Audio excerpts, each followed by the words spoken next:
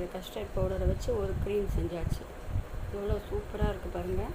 பசங்க கேட்டாங்க, டக்குன்னு செஞ்சு கொடுத்தாச்சு. கலர்ஃபுல்லாக எவ்வளோ அழகாக இருக்குது பாருங்கள் பார்க்குறதுக்கே.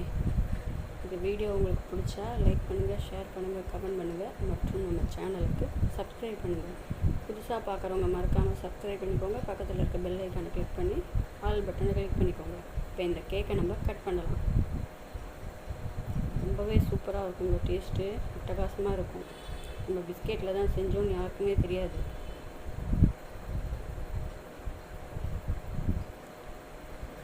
எவ்வளோ அழகாக சூப்பராக இருக்குது பாருங்கள்.